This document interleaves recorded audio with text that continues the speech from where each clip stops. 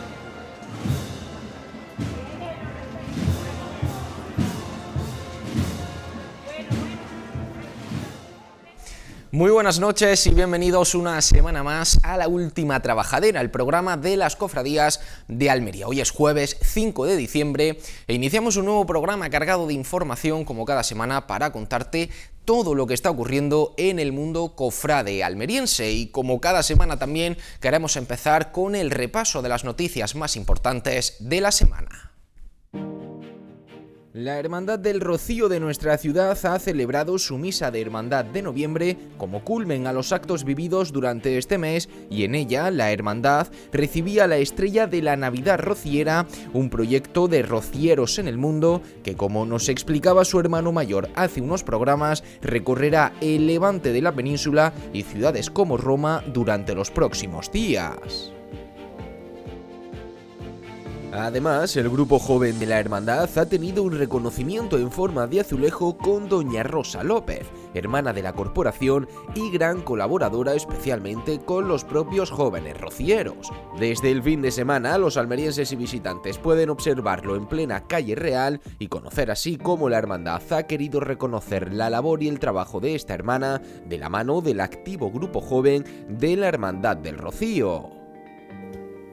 Hoy recibiremos en plató a dos hermanas mayores que han sido elegidas recientemente para dirigir a sus hermandades en los próximos años. Hablamos de María Luisa Muñoz del Pozo de la Hermandad de Rosario del Mar y de Fini Salvador de la Hermandad del Santo Sepulcro. Con ellas repasaremos cómo se presentan sus legislaturas, así como las múltiples noticias que rodean a la actualidad de sus hermandades. Y la llegada del Adviento nos deja un fin de semana cargado de actos en nuestras hermandades, así como los característicos atavíos de las imágenes marianas para esta época del año que, con la celebración de la Inmaculada Concepción, en tan solo unos días, algunas de ellas han sido vestidas con colores alusivos a esta festividad. Hoy también hablaremos en el programa sobre este interesante asunto de la mano del vicario general de nuestra diócesis, don Ignacio López Román.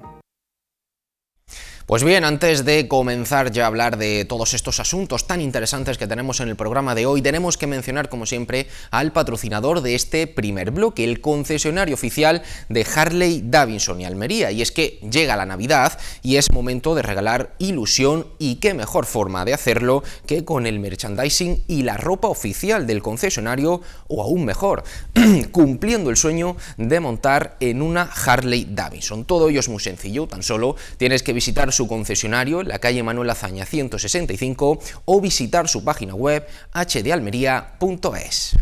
Y dicho esto, y así comenzamos con el primero de los bloques del programa, la primera entrevista, que tenemos a dos personas para hablar del futuro de dos hermandades de nuestra Semana Santa. Hablamos de María Luisa Muñoz del Pozo, hermana mayor de Rosario del Mar. Muy buenas. Buenas, ¿qué tal? Bienvenida al programa una vez más. Gracias. Muchas gracias, por supuesto, por sacar un hueco para atendernos. Y también tenemos con nosotros a Fini Salvador. Fini, muy buenas. Buenas. Hermana mayor del Santo Sepulcro. Y hoy os hemos invitado porque hace unas semanas aproximadamente, tuvieron lugar las elecciones en ambas hermandades, y ambas hermanas mayores, han sido reelegidas para continuar al frente de las mismas. Y por ello, pues queremos conocer un poco la actualidad, ¿no?, de las hermandades y cómo se presentan estas legislaturas para las dos. Para ir comenzando, María Luisa, ¿cómo estás después de volver a ser elegida como hermana mayor de Rosario del Mar? Nada, mis primeras palabras son de agradecimiento a mi hermano, que era un sábado y encima era una tarde totalmente fea, y la verdad que se desplazaron la mayoría a darme su apoyo, así que por esa parte súper agradecida. Fini, ¿cómo estás tú? También pues reelegida. Lo mismo que María Luisa, súper agradecida a la gente, porque yo fue un domingo, fue peor, jugaba el equipo de aquí de Almería, había partido de Almería y era difícil, un domingo por la tarde, pero bueno, agradecida a todo el mundo por haber ido y haber votado. Ambas, como digo, venís de una situación similar, que ya habéis realizado una legislatura y en este caso encaráis una segunda, ¿no? Así es. Yo he estado 4 años y ahora pues vamos a por otros 4 años, que hay muchísimo trabajo que hacer, muchísimo. Además, Fini, la situación de la Hermandad del Santo Sepulcro, cuando llegaste en esa primera legislatura, era una situación muy compleja. La situación era muy dura. La hermandad se había desestructurado. Quería decir, sí, una palabra. Y había que organizarla, había que tener prioridades, porque estaban mal en todos los ámbitos, en todo. Y a base de mucho trabajo, con mucha ilusión, formamos una buena junta de gobierno, y ha sido 4 años muy duros, porque no teníamos ni túnica para salir, empezábamos de cero, tuvimos que empezar por lo más básico, hacer el equipo, unificarlo, y con vista que teníamos un centenario en esos 4 años, o sea que teníamos que levantar, reestructurar la hermandad y a la vez organizar para un centenario que fuera digno a lo que se merece el Santo Sepulcro. Con lo cual ha sido un trabajo inmenso, durísimo, pero los resultados están ahí.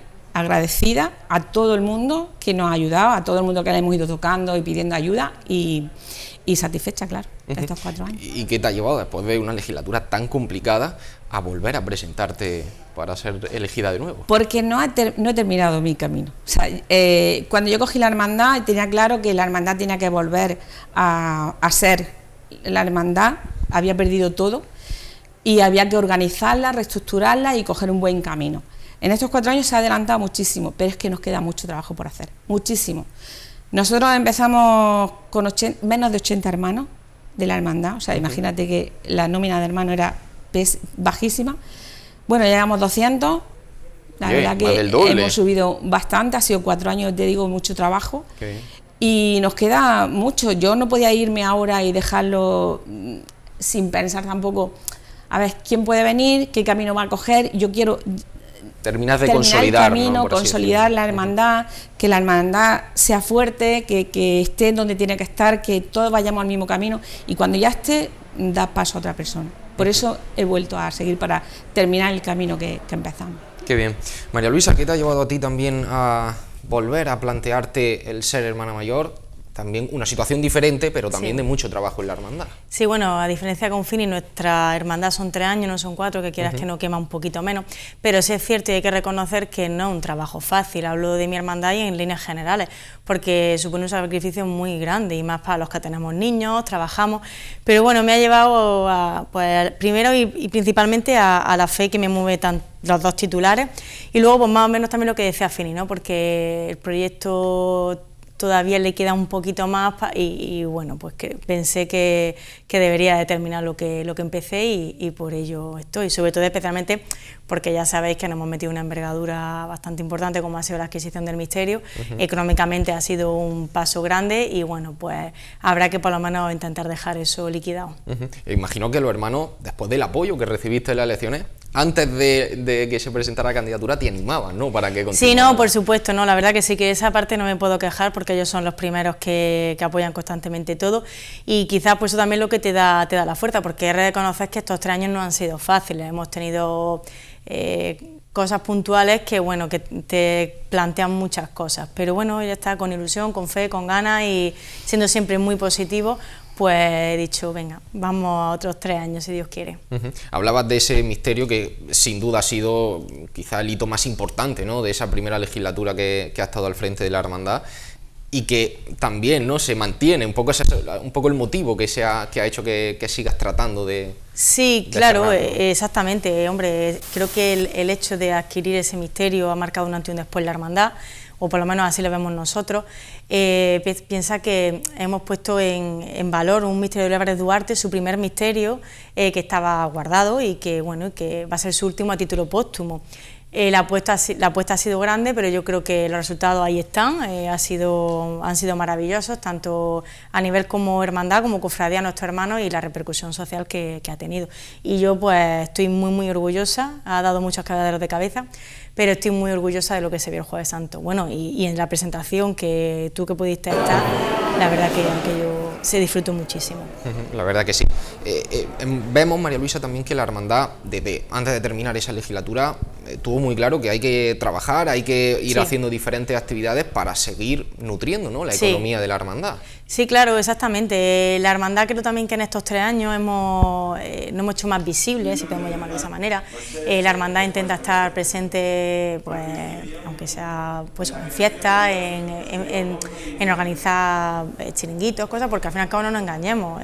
La hermandad necesita medios económicos para subsistir, con las cuotas, aunque la nómina es buena, es aceptable, no nos da lo suficiente, entonces pues siempre tienes que buscar cosas extras que puedas conseguirlas. Y la verdad que de aquí las gracias a todos esos hermanos que tengo, que también te pasa en tu hermandad, que son súper generosos y que descuelgas un teléfono y los tienes detrás para lo que sea. De hecho ahora, el 14 de diciembre tenemos una zambomba flamenca. Te lo iba a preguntar, que hemos visto que esta misma semana se ha conocido. Sí, ayer se hizo la presentación en la delegación de la Junta de Andalucía, ha colaborado el Ayuntamiento, Junta de Andalucía y el Instituto Andaluz de la Juventud, y bueno, la verdad pues muy ilusionados también. Va a ser 12 horas ininterrumpidas de música en directo, hemos apostado por grupos flamencos almerienses, y bueno, también creo que va a ser una jornada muy bonita, no solo para la hermandad obviamente, sino porque también colaboramos con el centro, con la ciudad, con los jóvenes y bueno, entonces pues es lo que te digo, la hermandad siempre está intentando buscar los plan B, ¿no? Para poder seguir pagando todos los proyectos que tenemos en mente. Qué bien. Por hacer ya un poco de agenda, María Luisa, ya que lo hemos comentado, creo recordar que era la Plaza Pablo Cazar, ¿no? Sí, la Plaza Pablo Cazar, 14 de diciembre, comenzará a las 12 de la mañana un pasacalle con la Banda del Carmen, que de aquí también la gracia porque siempre está dispuesta a todo. Hará un pequeño pasacalle por el centro para atraer gente, terminará en Pablo Cazar. A la 1 se abrirá el ambiguo y ya comenzarán a discurrir los distintos grupos musicales hasta las 12 de la noche. Qué bien, pues dicho queda, ya sabéis también esa cita, 14 de diciembre, en la Plaza Pablo Cazar. Fini, hablábamos antes de ese centenario, quizá la fecha que imagino, cuando empezabais esa primera legislatura teníais en mente, y después ya, con el centenario ya un poquito, vamos a decir, asentado, ¿no?, en la memoria de todos los hermanos del Santo Sepulcro, ¿qué valoración también hacéis un poco de cómo se vivió todo aquello? Pues, como te he dicho antes, fue muy duro, porque cuando cogimos la hermandad, la Junta de Gobierno tenía muy claro levantar la hermandad y a la vez preparar el centenario.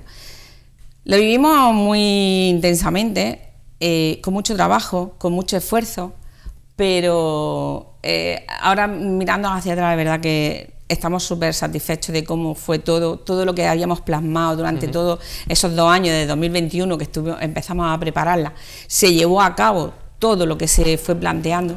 Hicimos un libro del centenario que ya va a quedar para la posteridad y ahí ya están todos los datos.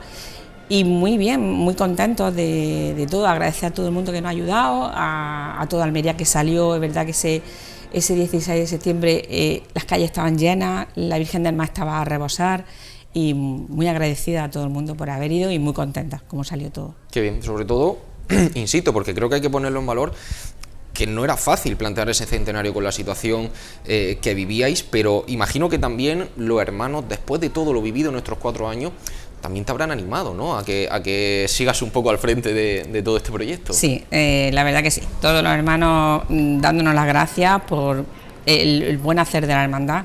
Y sí, yo he recibido muchas WhatsApp y muchos mensajes: no te vayas ya ahora, tienes que seguir, la hermandad tiene que seguir hacia adelante, tenemos que terminar. Y sí, muy agradecido a todos ellos. Fini, habiendo hecho un pequeño repaso de esa primera legislatura, ¿de qué manera entiendes que llega la hermandad a este 2024? Pues llega con mucho trabajo por hacer, porque nosotros realmente, no te voy a decir que en estos 4 años tengo un proyecto tal, no, mi proyecto es todo el patrimonio de la hermandad, hay que recuperarlo porque está en muy malas condiciones, todo muy mal. Nosotros cuando empezamos fuimos haciendo prioridades, lo más esencial, y ahora ya que la tenemos estructurada en la hermandad, vamos al patrimonio. El patrimonio está muy dejado, está muy estropeado y tenemos que volcarnos en repararlo, actualizarlo todo y sacarlo adelante. Es que ese es nuestro proyecto. No te digo que no, es verdad que tengo una mayordomo que no para de decirme que tengo este proyecto, pero y lo tenemos en mente.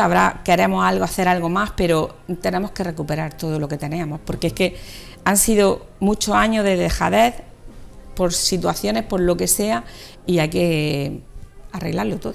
Claro, además un patrimonio tan rico como el que tiene la Hermandad del Santo Sepulcro y tan importante para nuestra Semana Santa. Sí, la verdad que sí, y que son muchos años, que yo estoy en la Hermandad desde el año 76, 77 y es verdad que se trabajó muchísimo en los años 80 para poder poner una candelería, para poner el palio para los varales, y todo eso pues me da pena verlo en la situación que está ahora mismo. Entonces hay que recuperarlo sí o sí. El paso de la Virgen, bueno, la Virgen ya está muy bonita, ahora se ha quedado muy bien, y así ahora pues tenemos que seguir esa línea. Hay que recuperar todo lo que tenemos y luego aumentar, claro, si se puede. Claro, ahora hablaremos un poquito más en profundidad, Fini, de esa restauración que hablábamos en el programa, alabando el trabajo que se ha hecho por parte de Jesús Latorre, pero en este sentido, Fini, con ese planteamiento que nos estás comentando, ¿hay algo ya a nivel de fecha, a nivel de organización que tengáis en mente, o estáis un poco en proceso de...? No, estamos en proceso. Primero, no nos han dado todavía, por lo menos a mí no me han dado el nombramiento todavía, con lo cual estoy un poco como con las manos atadas, esperando a ver qué va a pasar, y poquito a poco, sí, no hay tenemos continuidad, como digo yo. No tengo fecha de decir, no, vamos a poco a hacerlo, todo lo que va surgiendo. Qué bien, pues ahora seguiremos comentándolo, pero me lo apunto todo esto, Fini, para estar pendiente de todo lo que vayáis haciendo la Hermandad del Santo Sepulcro y por supuesto contarlo en el programa. María Luisa, en vuestro caso, ¿cómo consideras también que llega la Hermandad de Rosario del Mar este 2024? Pues llega con ganas, con ilusión, mirando al futuro y bueno, también con muchas cosas por hacer, porque al fin y al cabo somos una hermandad joven y todavía nos quedan cosas por hacer. Y a nivel de la propia legislatura, no sé si hay algo más planteado aparte de... Pues mira, el primer planteamiento de la hermandad es estabilidad, ¿vale? O sea, es uno de nuestros objetivos, que la hermandad esté estable. Y por otro lado, pues es cierto que queremos comenzar el palio, este año no, pero sí que con mira al 26 sí.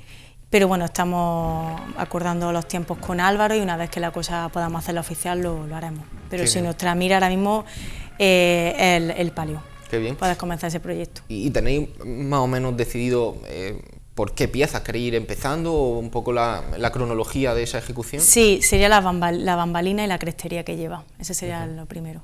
Qué bien, ya estamos viendo ahí esas imágenes del Jueves Santo, y ya el cambio que tuvo la hermandad el pasado Jueves Santo con esa estampa del misterio del Señor fue ya muy significativa.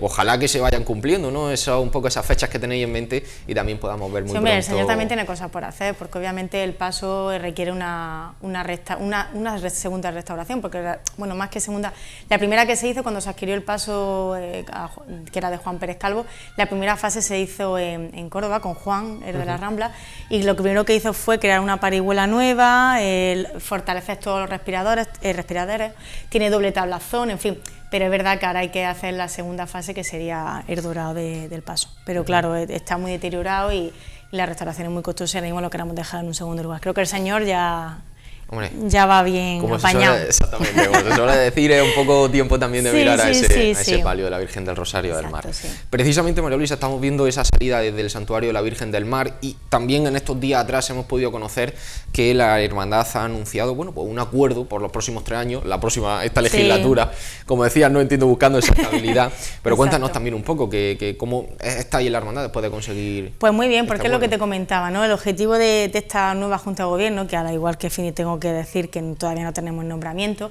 eso es buscar estabilidad. Creo que la primera parte la hemos conseguido, que ha sido afianzarnos estos 3 años en la patrona. Sí es cierto que, bueno, que es un documento, un acuerdo que hemos hecho entre la Comunidad Dominica de Frailes de Almería y nosotros, que, bueno, pues que cuando acabe Semana Santa, como siempre se ha hecho, haremos un informe de valoración, tanto la comunidad de frailes como nosotros, y haremos una apuesta en común por cosas para mejorar. Pero sí es cierto que hay muy buena predisposición por parte de los frailes, especialmente del prior, del padre Vicente, que es un encanto de hombre, y bueno, pues yo creo que la cosa va a marchar bien y que esa ansiada estabilidad que la hermandad necesita, porque lo necesitamos para poder poner mira en otros proyectos, pues a corto plazo lo tenemos. Qué bien, qué buena noticia, María Luisa. Sí.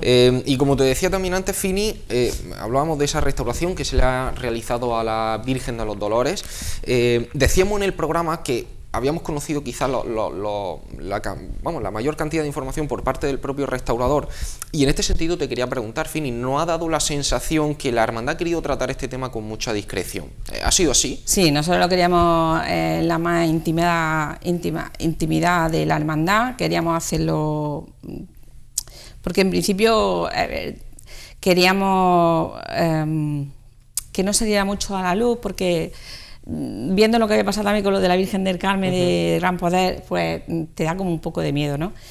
Es verdad que la Virgen se llevó para examinarla, valorarla, porque hace un año notamos que en la cara tenía como un pequeño escalón, y este 15 de septiembre, cuando fuimos para su festividad, se le había hecho más profundo, con lo cual tenía peligro de que la máscara le saltara y se rajara la cara y tuviéramos un problema muy, muy gordo con la Virgen.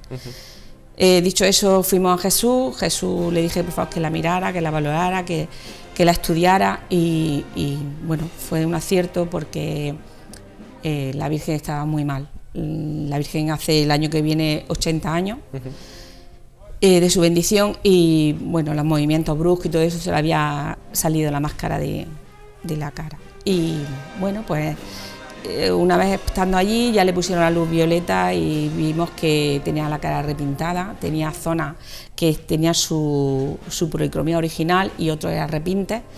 Lógicamente queríamos que volviera a su estado natural de Nicolás Prado, como fue creada. Realmente, como restauración ha sido más bien una limpieza y una conservación de la imagen. Sí que se ha restaurado por la urgencia, fue rápido lo de la máscara, porque no la pudimos poner en besamano ese 15 de septiembre, porque peligraba de que en un movimiento brusco saltara la mascarilla. Y bueno, pues la verdad que ha sido espectacular el cambio que ha tenido la Virgen, ha vuelto a su origen y muy contento. Lo comentábamos en el programa, el gran trabajo que se ha realizado, y además, como digo, gracias al propio restaurador hemos podido casi conocer todo lo que se ha hecho, el proceso en detalle, y hemos podido contemplar, quizá, sobre todo para los cofrades, los devotos que se acercan a San Pedro, en esa pequeña distancia, ¿no?, que se tiene con la Virgen, quizá todos esos detalles no se terminaban de apreciar, pero se veía, ¿no?, en algunas fotografías cómo efectivamente... En algunas fotos se notaba el escalón ese, pero es verdad que no se apreciaba, la gente de fuera no lo veía. pero la Virgen estaba mal. Es que te puedo decir que tenía hasta de las brochas, de la pintarla, tenía pelos en la cara, los pelillos de los pinceles se le había incrustado en la cara, o sea, de lejos no se veía, pero al ponerlo vimos la situación de cómo estaba y lógicamente nadie quiere tener a su Virgen así, claro. Quiere volver a sus orígenes y aparte que también del olín de las velas y todo ya sabía, las manos estaban sucísimas, las lágrimas estaban pegadas con cola, o sea, es que algo muy fuerte, que no eran ni transparentes, o sea que... Pero bueno, ha sido una conservación y limpieza en general. Que bien, una puesta a punto en toda regla la que se le ha practicado a la Virgen de los Dolores. En este sentido, Fini, ¿hay previsión también de hacerle algún estudio a la imagen cristífera de la hermandad de cara a una posible también restauración? Sí, es lo que te he dicho, de que queremos el patrimonio de la hermandad, es lo que vamos ahora en estos 4 años, vamos a recuperarlo y a ponerlo al día, como digo yo. El Cristo también le hace falta que lo limpien y que lo miren, que le hagan una... Pero bueno, eso será más adelante, lo ahora llevaremos a un cabildo, que lo sepa todo el mundo, primero haremos un estudio y sí le hace falta, porque el Cristo desde la altura no se ve, claro. Pero cuando te acercas y lo pones el Viernes de Dolores, que siempre lo ponemos en veneración, tú le notas que el Cristo no tiene nada deteriorado, pero sí por el tiempo, los colores, pintadas, o sea, está mal, hay que volver a limpiarlo y volverlo a hacer lo mismo que la Virgen. Poniéndonos ya un poquito más en el futuro también, Fini, queríamos comentar que bueno, también estamos conociendo estos días que la agrupación de hermandades y cofradías está anunciando bueno, que se cierran los horarios de diferentes jornadas, precisamente el Viernes Santo, una de las que todavía no se ha anunciado. En este sentido, para vosotros, ¿cómo se presenta vuestro próximo Viernes Santo? Precisamente hoy nos reunimos, después del curso que hay cofrades, nos reunimos los del Viernes Santo. Ya tuvimos una primera toma de contacto, ya se han cuadrado y bueno, yo creo que se presenta bien. El año pasado no hubo ningún problema, fue todo bien, salimos cuando... Lo único que podíamos coincidir quizás en la catedral, a la hora de nosotros salir de la catedral y llegar Caridad, pero el año pasado fue muy bien, todo muy bien, y este año hemos ajustado horarios y creo que no va a haber ningún problema, vamos a ir todo bien y vamos a ir una detrás de otra, o sea que hoy cerraremos ya esta noche ya la carrera oficial y los horarios. Qué bien. Pues como decía antes, estaremos pendientes para seguir contando todas estas cuestiones. María Luisa, en vuestro caso, ¿cómo se presenta también el próximo Jueves Santo? Sí, en cuestión de horarios todavía no lo tenemos cerrado, hemos tenido también una primera toma de contacto, pero es cierto que nos está costando un poco más de trabajo poder cuadrarlo y tenemos una segunda reunión, sobre todo porque al fin y al cabo es que todas nos movemos en el mismo sitio, claro. Rosario del Mar sale y se recoge de la propia carrera oficial, y entonces bueno, estamos intentando hacer un ajuste para evitar pues lo que ha pasado estos últimos años, que ha sido horrible, los parones que hemos sufrido, especialmente de Rosario del Mar, y este año pues eso queremos evitarlo. Pero bueno, hay muy buena predisposición por parte de todas las hermandades de la jornada y yo creo que vamos a llegar a un acuerdo. Qué bien. Sí. En vuestro caso, María Luisa, no sé si lo tenéis ya cerrado, no lo tenéis cerrado, sobre todo por el inicio este año de la carrera oficial, esa vuelta que daba la hermandad. Claro, exactamente. Este año lo que vamos a hacer es que al no dar esa vuelta, la hermandad va a salir, bueno, tenemos prevista la salida a las 8:20, que es justo la hora que la hermandad volvía a la puerta del santuario. Entonces vamos a barajar, ya te digo, como tenemos varios choques, si quizás pues bueno, la franja va a ser entre las 8 menos cuarto y las 8:20 y por ahí estamos intentándolo, ¿no? Pero sí, esa vuelta la anulamos. Qué bien. Pues María Luisa, Fini, muchísimas gracias por habernos atendido en este programa, por habernos contado toda esta actualidad de vuestra hermandad, y como decía, son muchas cosas las que se siguen poniendo sobre la mesa y por supuesto pues estaremos muy atentos para todo lo que vaya aconteciendo en vuestras hermandades. Muchísimas gracias a ti. Y nosotros pues nos vamos unos minutos a publicidad como siempre para volver enseguida para hablar de la Inmaculada Concepción. No se vayan y la esperamos aquí.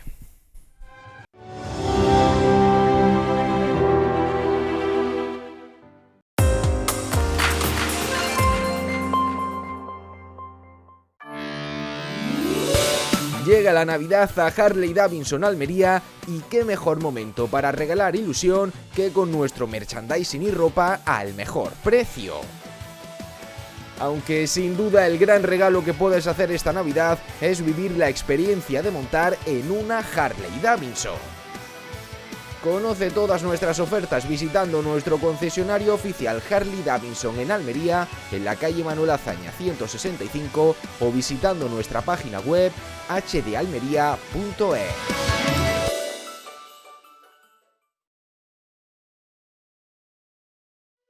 Conocer la importancia de una buena imagen digital es ir varios pasos por delante. Hacer que tus actos estén cubiertos a la altura es ir varios pasos por delante. Reconocer una calidad real es ir varios pasos por delante. Indalprods, la producción del presente.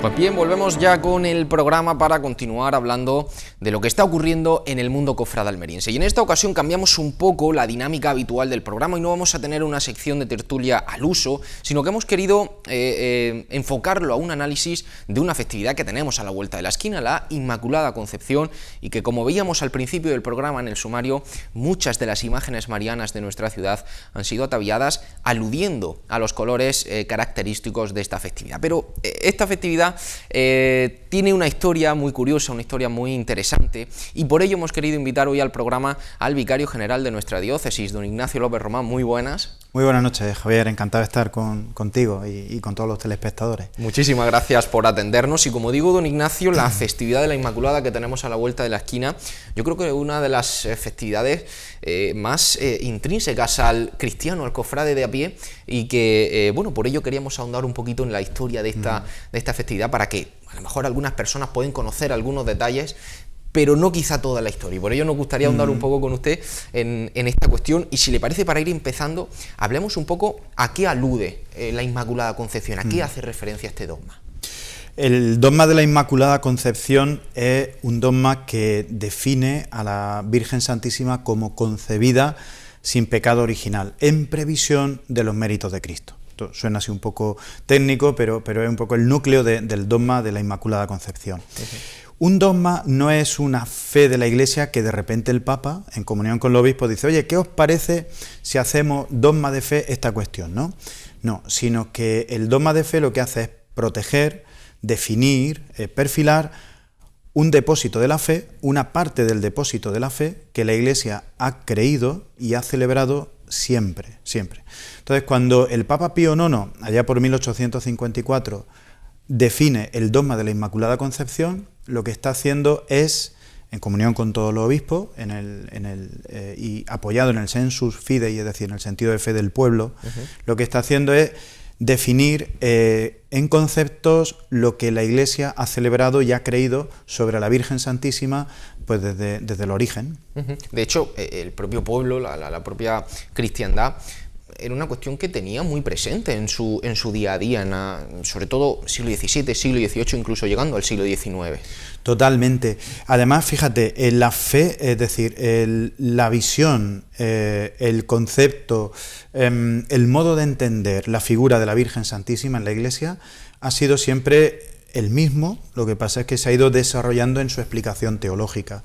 Ya San Justino, por allá, por mediados del siglo II, ya hablaba de la Virgen Santísima en conceptos pues como los que nosotros hoy podemos emplear sobre ella, ¿no? Por ejemplo, hablaba de la nueva Eva frente a la antigua Eva, ¿no? Si por una vino el pecado, ¿no?, como Jesucristo es el nuevo Adán frente al antiguo Adán, pues la Virgen Santísima, ya San Justino habla de ella como la nueva Eva, por medio de la cual nos viene la salvación, que es Jesucristo, ¿no? Luego ya en el siglo VIII, hay constancia ya de que se concibe, que se cree, que se venera, que se celebra a la Virgen Santísima como Inmaculada Concepción, es decir, concebida de forma inmaculada, sin pecado original y sin pecado, pues concebida sin pecado, ¿no? Luego pasa en el siglo XI y XII a las Islas Británicas, es curioso, y de allí viene a España. Y en España, durante la Edad Media y en esta época, que el siglo oro español, y bueno, hasta que se define el dogma, España se convierte, los obispos españoles, los teólogos españoles, con alguna excepción por el debate teológico de fondo que había, se convierte en uno de los paladines, es decir, uno de los lugares donde con mayor fervor se profesa, se defiende la concepción inmaculada de la Virgen Santísima. Ahí están los famosos triunfos que tenemos en muchas ciudades. Nosotros aquí en Almería tenemos en la plaza, enfrente de la parroquia San Sebastián. En Granada, por ejemplo, la famosa Plaza del Triunfo.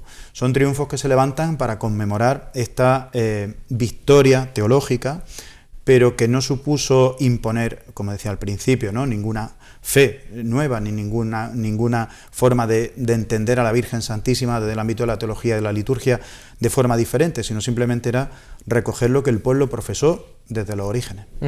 De hecho, comentaba antes que el Papa, ahora lo hablaremos un poquito después, que termina aprobando el dogma fue Pío IX, y precisamente la ciudad de Granada, lo comento como anécdota, ese famoso pastel que es totalmente reconocible, viene de toda esta cuestión de conmemorar que fue el Papa Pío IX quien aprobó este dogma. Hablaba don Ignacio de ese debate que también surgió, y también quería ahondar un poco en esto para contextualizar también cómo se veía que en aquel momento un poco esa dicotomía, ¿no? Investigando sobre el tema también he podido ver que sobre todo, ¿no?, quizá ese debate existía entre los dominicos y los franciscanos, ¿no? Tenían dos visiones un tanto diferentes sobre este concepto del pecado original de la Virgen María. Cuéntenos un poco sobre este asunto. Claro, cuando he dicho antes que había un debate teológico, he afirmado dos cosas que pueden parecer contradictorias, ¿no? Es decir, la Iglesia siempre ha creído en la Inmaculada Concepción en el sentido común de los fieles, en el sensus fidei, en el sentido de la fe. La Virgen siempre se ha entendido como, digamos, inmaculada, ¿no?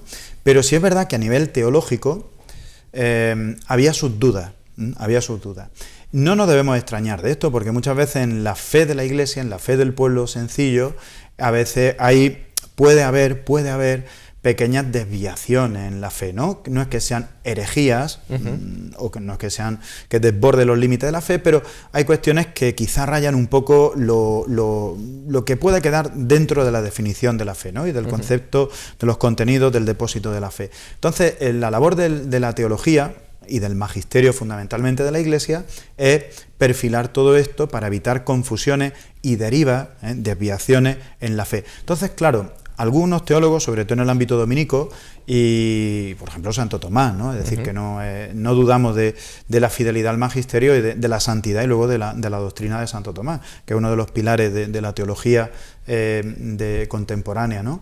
Pero, por ejemplo, había una duda, y decían, bueno, si Jesucristo ha muerto para la redención de toda la humanidad, de absolutamente toda la humanidad, es decir, la redención de Cristo es única y universal. ¿Qué quiere decir universal? Que para todas las personas, de todos los tiempos, de todos los lugares. Incluida la propia Virgen. Incluida, claro, ¿la Virgen qué? ¿La Madre qué pasa con ella? Claro, decían, desde esta postura que era un poco reacia a la proclamación del dogma, decían, bueno, es que si admitimos que la redención de Cristo es universal, en el momento en que admitamos que hay una sola persona, la Virgen Santísima es humana, como nosotros, si hay una sola persona que no ha necesitado de esa acción redentora de Jesucristo, estamos diciendo que la redención de Cristo no es universal.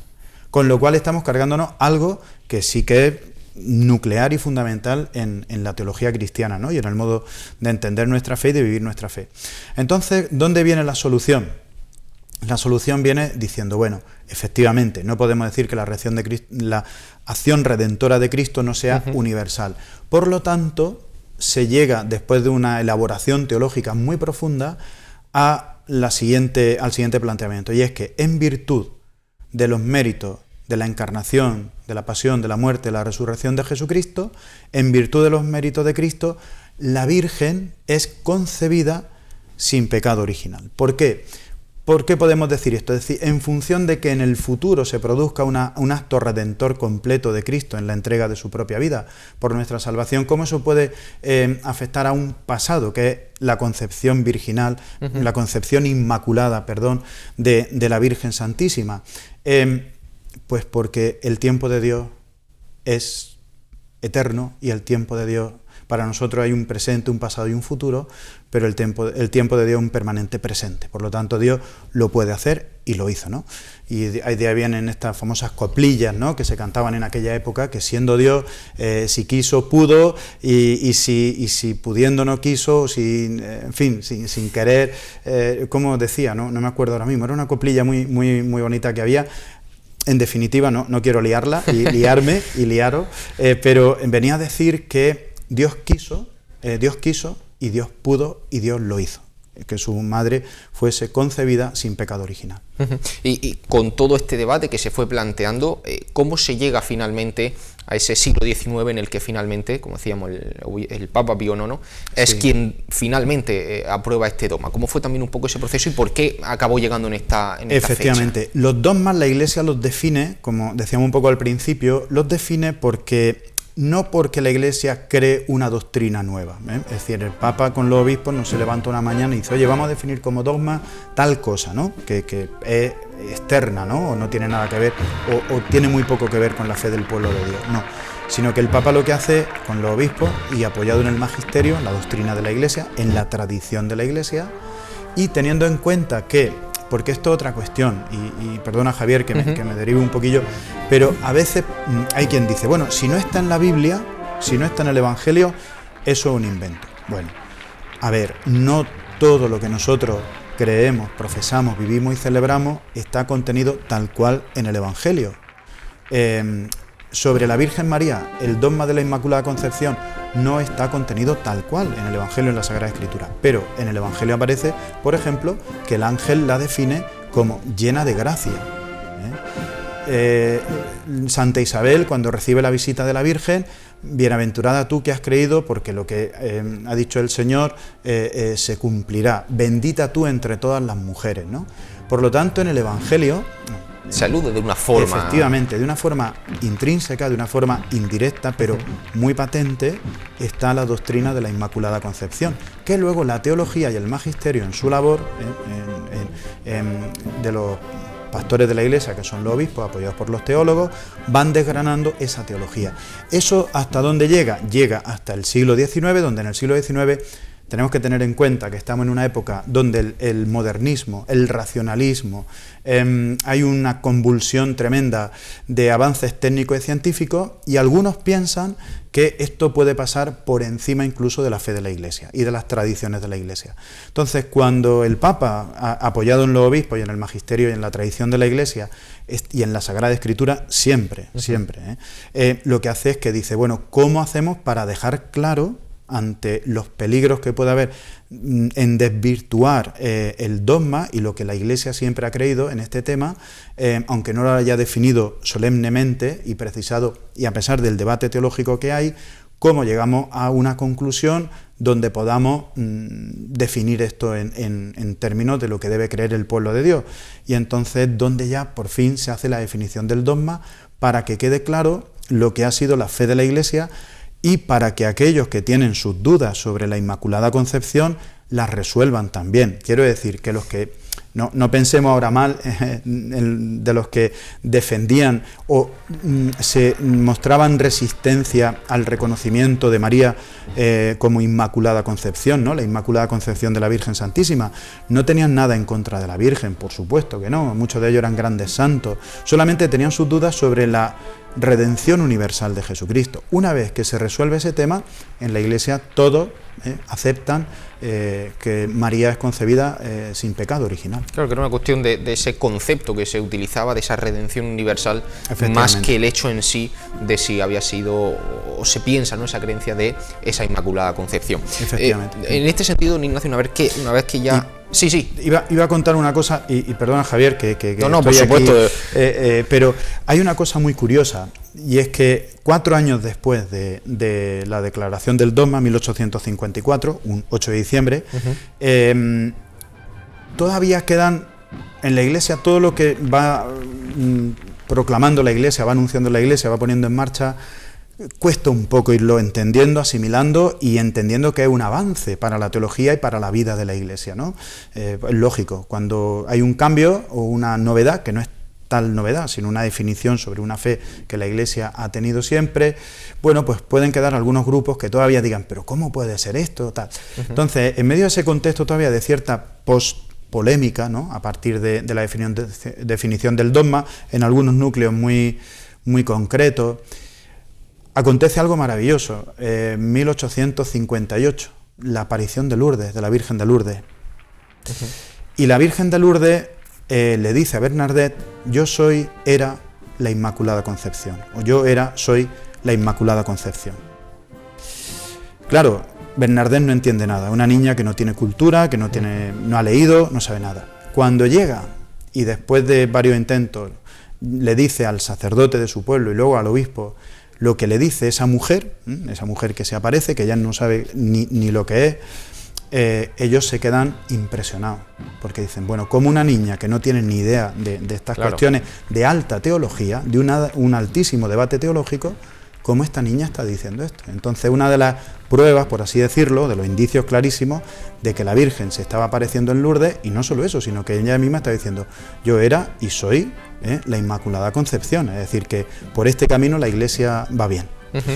Precisamente, don Ignacio, quería comentarle también un poco por ahí, ¿no?, de cómo la sociedad, el cristianismo, la propia Iglesia se fue también adaptando a la aprobación de este dogma, cómo fue también recibido sobre todo por las personas que quizás no lo tenían tan aceptado en su fe, que como hemos comentado eran muchas, pero cómo se fue, vamos a decir, consolidando, asentando todo ya con el paso de los años. Ya con el tiempo, evidentemente, una vez que se ha definido el dogma, no había nadie. Podría haber siempre alguien puntualmente que pusiera o plantease su resistencia, ¿no?, a la aceptación de este dogma de la Iglesia, pero poco a poco se va consolidando y va fraguando en una devoción también a la Virgen y en una liturgia y en un culto a la Virgen realmente maravilloso, que en España, en toda Europa, porque ya digo, en Oriente en el siglo VIII, pero es que en el siglo XI-XII, en las Islas Británicas, ya se le da culto y se reconoce a María como Inmaculada Concepción, de allí viene a España, ¿no? Pero en España fragua especialmente, entonces aparecen congregaciones, aparecen actividades, cultos especiales en torno a la Virgen Santísima, aparecen distintas canciones del pueblo sencillo, como esta que yo no me acuerdo y luego ya la revisaré, donde van proclamando a la Inmaculada Concepción. Digamos que no hay tanto un proceso de aceptación de una novedad cuanto la consolidación de una fe que siempre ha estado ahí y de una devoción a la Virgen Santísima, Inmaculada Concepción, que concebida sin pecado original, ¿no?, que siempre ha estado ahí.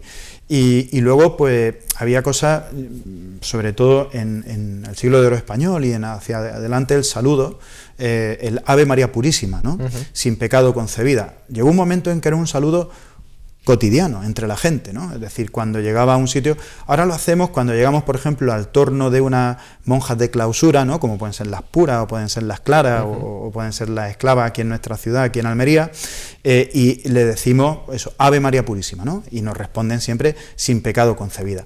Y hay quien dice también que, por una forma de ver cómo va fraguando todo esto y cómo esto se va consolidando desde la fe sencilla del pueblo, porque no solo es la fe espontánea, sencilla del pueblo, sin más.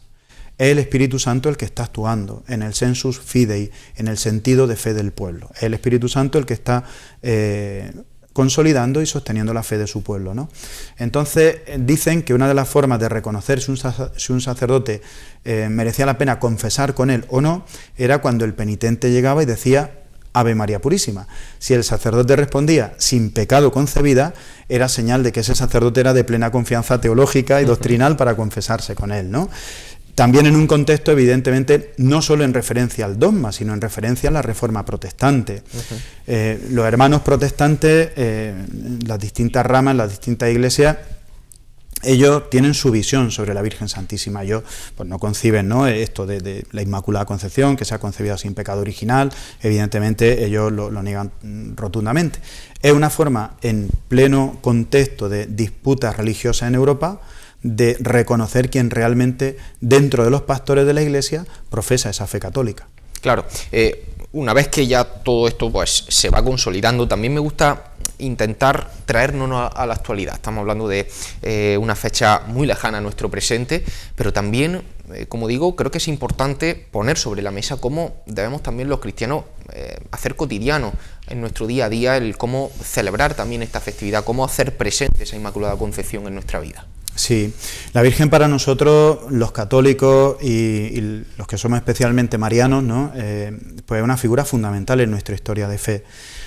Su protección, su intercesión, su amparo, es decir, la presencia de la Virgen Santísima en nuestras vidas, cómo nota su bendición, ¿no? Y cómo ella te acompaña en el camino de la fe. Es la primera cristiana, es la primera del pueblo de Dios, es la que concibió en su seno al Señor, ¿no? Y la primera que le creyó y que confió en Él y se convirtió en el modelo de la Iglesia para nosotros y en maestra también, ¿no? En el Evangelio la Virgen Santísima aparece muy poquitas veces, pero las veces que aparece son cruciales, son fundamentales. Entonces la Virgen en nuestra historia de fe es fundamental, es crucial, y es muy bueno el culto a la Virgen, el rezarle a la Virgen Santísima. Una de las prácticas mejores que podemos hacer, que me da la sensación que lo vamos perdiendo, es el rezo del rosario. El rezo del rosario, que es una oración mariana, pero también es fundamentalmente una oración cristocéntrica, porque se centra en los misterios de la vida de Cristo, pero es una oración tradicionalmente también mariana, ¿no? Entonces, los actos de devoción a la Virgen, el rezo del Santo Rosario, en estos días el rezo de la novena a la Inmaculada, el encomendarse a ella, el rendirle culto, el tenerla en un lugar especial en nuestras casas, pues es que no tenemos mejor abogada e intercesora, entonces, modelo, ¿no?, para nuestra vida. Entonces, en esto, todo lo que podamos crecer, cultivar y querer a la Virgen y en nuestra devoción a la Virgen, pues nos ayudará como cristianos muchísimo, en nuestra vida familiar, en nuestra vida personal y en nuestra vida de cristiano, en definitiva. Y quizá también un ejemplo donde podemos mirar, ¿no?, cómo vivir este dogma precioso de nuestra fe, es precisamente en la congregación que en Almería reconoce directamente, en las que nosotros las llamamos las puras. Nuestro amigo Antonio Andrés Díaz Cantón comenta que en ninguna otra ciudad que él conoce se le denomina así, que incluso nos identifican por almerienses cuando las referimos como las puras, pero precisamente, como digo, me parece también interesante comentar cómo, lo decía usted antes, ¿no?, esa aparición de diferentes congregaciones que incluso aluden directamente a este dogma, ¿no? Claro, y que se ponen bajo la protección de la Virgen Santísima de una manera muy especial. El origen de las puras, ahí yo no quiero tampoco patinar mucho y no conozco al dedillo la historia de esta congregación, pero ellas son concepcionistas franciscanas y además traen una tradición de fondo, creo que es trapense, me parece, el origen, y sobre un hábito blanco propio de los trapenses, y no quiero aquí equivocarme, pero creo recordar que es así, viene el manto azul inmaculado, ¿no? Y es una congregación que surge pues con una clausura totalmente, una dedicación absoluta, ¿no?, a la clausura, al estar dentro de su convento, en oración, en ofrenda, ¿no?, por todos nosotros, por toda la Iglesia, y también en un trabajo que muchos conventos de clausura, casi todos, ¿no?, pues tienen su trabajo, puede ser de huerta, puede ser de temas de manufactura, puede ser de objetos litúrgicos, de objetos religiosos, de encuadernaciones, de formas, de consumibles luego para la liturgia, y así es como ellas consagran con un modelo muy concreto, consagran su vida con un modelo muy concreto, que es la Inmaculada Concepción, ¿no? Cuando nosotros contemplamos a la Virgen, cuando ellas contemplan y centran su carisma por acción del Espíritu Santo, ¿no?, en la Inmaculada Concepción, pues lo que nosotros estamos contemplando en María es la pureza. Son las puras. Nosotros, en Belerrubio, ¿no? En Belerrubio, allí a la Purísima, digo por decir un pueblo que es cercano al mío, ¿no? Pero la Purísima, oye, la Purísima, es una vocación muy difundida y muy querida. Yo creo que en todos nosotros, ¿no? La Inmaculada y la Purísima, la misma, ¿no? Para nosotros es de un cariño, de una devoción muy grande. Pues, ¿cómo tiene que ser nuestra vida? Pura. ¿Pura en qué sentido? Pues pura en cuanto a transparencia en nuestra mirada, en nuestras palabras, en nuestros gestos, en nuestros pensamientos, en nuestro corazón, ¿no? Ser limpios de corazón, son limpios de mirada, ser limpios de palabra, es decir, que nuestra vida recuerde un poco esa pureza, esa inocencia, ese amor primero, ese amor de Dios en nuestras vidas, que tiene que hacer que nuestra vida sea un testimonio de la misericordia de Dios. Claro. Entonces la Virgen para nosotros no solamente es que le adoremos, no solamente es que le rindamos culto y la veneremos y la queramos como Inmaculada Concepción, es que también es un modelo para guiar nuestra propia vida. Claro que es. Nos quedamos sin tiempo, don Ignacio, simplemente comentar que queríamos apuntar también que dos hermandades almerienses tienen muy presente, obviamente todas lo tienen, pero dos de forma especial. Precisamente venimos de hablar de las puras, tenemos que hablar por tanto de la Hermandad de los Estudiantes, una hermandad que en su título propiamente se reconoce ese concepcionista por la vinculación que le une precisamente a las puras. Y también mencionar a la Virgen de los Ángeles, que precisamente este domingo vivirá su besamano en la festividad de la Inmaculada, además una Virgen que sus propios colores, los que nos llegan actualmente, es ese color celeste, ese color blanco que alude precisamente a esta festividad. Como digo, nos quedamos sin tiempo, me hubiese encantado profundizar un poquito más sobre este asunto, pero creo que ha sido conocer esta fantástica historia de forma maravillosa. Como siempre le digo, una masterclass que nos brinda usted aquí en el programa. Yo hace mucho tiempo que estudié estas cosas, entonces en alguna cosa seguro que patina un poco, pero bueno, quede el cariño, el amor y la devoción a la Virgen Santísima. Sí, seguro que sí, y además también el hecho de que, bueno, como decía al principio, ¿no?, que haya personas, cristianos, cofrades que puedan conocer de alguna forma esta festividad, pero que se le escapaban algunos detalles. Yo creo que es muy interesante profundizar en ello. Así que, don Ignacio, muchísimas gracias. Encantado. Le encomendamos en algún otro programa, seguro que son... Yo, en la medida en que pueda, la agenda a veces es un poco complicada, pero en la medida que pueda, contad conmigo. Lo que yo pueda ayudaros, encantado. Muchísimas gracias, y nosotros pues también nos despedimos de todos vosotros. Ya sabéis, como cada jueves os esperamos aquí en Interalmería Televisión para daros a conocer todo lo que ocurre en el mundo cofrade almeriense. Dicho esto, nos vemos aquí la próxima semana. Hasta entonces.